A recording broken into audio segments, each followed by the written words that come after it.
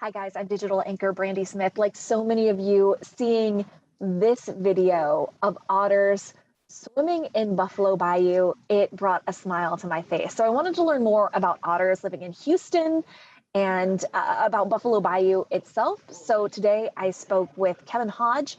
He's the general curator at the Houston Zoo. I also spoke to Simone Leonard, who's the communications director for Buffalo Bayou Partnership. How cool is it to see otters like frolicking around in Buffalo Bayou? It is absolutely fun. It is great to see them because they're pretty rare to see in the bayou, particularly this close to downtown. They live in the bayou, but they don't come out and play too often. Yeah, it was kind of exciting to see. It's not often that we see otters, right here in Houston. I think that was the general response. A lot of people were just shocked that there were bayou otters, but that's where they live, right? Yeah, that's where they live. And in fact, these otters that live here are the same ones that you're going to find in down throughout much of the United States. And they're kind of absent right in the middle part of the United States. But the eastern part of Texas has otters, and so does Louisiana, and going all the way over to Florida. We just don't see them very often. They're not in that great of abundance, and they do a pretty good job of hiding from people. And so most of the time they go undiscovered.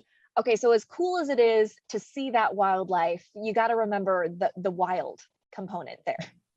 Yes, so otters are wildlife. They are natural predators. So as cute and cuddly as they are, it's really important to give them space. Don't pick them up. Their teeth are sharp. You don't want to get bit.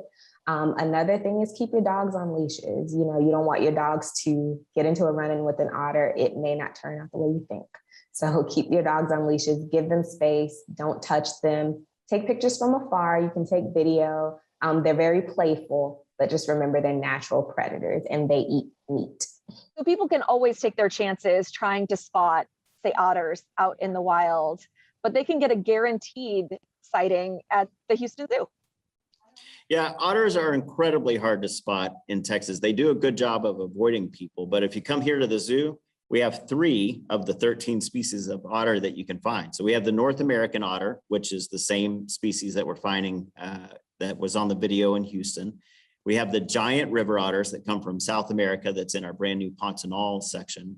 And then we have one of the smallest little otters, the Asian small-clawed otter that's in the Natural Encounters building. So all of those are definitely some of our favorites for guests that are here, because otters are very, very active and it's fun to watch them swim in their habitat. They're not the only wildlife that calls the bayou home. There are actually a lot of animals that we might not see. There are. You can see turtles, you can see ducks. Of course, everyone knows about our bats.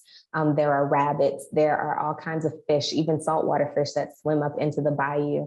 Texas is a fantastic place, and you'll always be amazed at the number of wildlife that you'll find in areas that you least expect it. Like I was talking about earlier, you could find porcupines in Texas. You could find ringtails.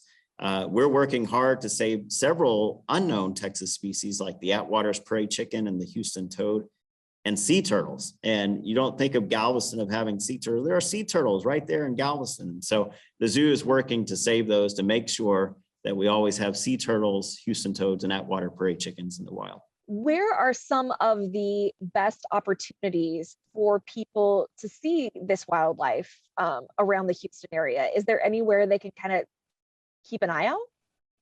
Yeah, definitely going to your state park. So Brazos Bend is one of my favorite parks to go to, where you could see loads of animals, including the alligators that are just right there. And that's just south of the Texas area. But also Armand Bayou is another great place to go to, the Arboretum here in Houston.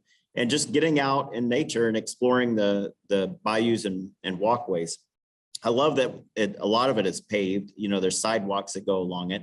And so often on my lunch break, I'll go out and kind of walk along the bayou. And it's amazing the fish that you'll see right there going right along the bayou. So there's habitat there for them.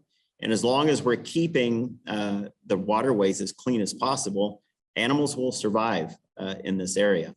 So one of the things as you're going out, if you set up a goal of, I'm going to pick up 5 pieces of trash every time I go out near a waterway or the bayou, They need clean water in order to survive, so that'll definitely help. And then at the Houston Zoo, we've done a great job with eliminating single-use plastic. So the plastic bags, the plastic bottles, straws, just by taking a simple step like that, keeps it out of the waterway, because these otters definitely need clean water to survive. So it's up to us now to make sure that that water is clean as possible. How does the Buffalo Bayou partnership work on that?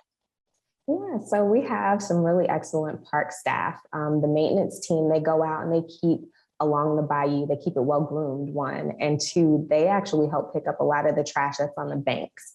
And then we have a clean and green team that goes out and they clean up on the water. We have this really cool biovac that vacuums trash out of the water. And so they go in and they take all kinds of stuff. They've taken couches, they've taken pillows, they've taken all kinds of things out of the water, things that animals choke on and are really a hazard to them. So we have teams that go in and they help clean up too, but we can't do it alone.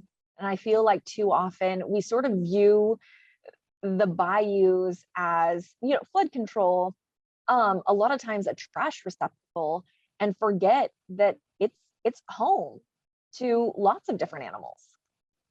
Lots of animals. And I'm sure you've probably been out to Waugh Bridge before, but the amount of bats that we have in the area is just unreal. And so it's good that it provides home for lots of these natural animals that occur in this area. We opened up Texas Wetlands a few years ago, and we do bat monitoring here at the zoo. And very quickly, the bats moved in. They found out this was a good place to be. And we're picking up several different species of bats here, along with the dragonflies and the birds, the waterfowl that kind of moved into the area too. So it's one of those, if you build it, they will come type of thing. Well, and I bet the Houston Zoo is a great place for people to learn more about species native to the Houston area. Yeah, it is. It's a great place to come. And not only for the animals that we have that live permanently here at the zoo, we have loads of great animals that visit the zoo also. So the wetlands that I was talking about, it's not uncommon that you're going to see herons and egrets out there, black-bellied whistling ducks that come in out there, and then a host of other invertebrates and bats that all make the Houston Zoo their home.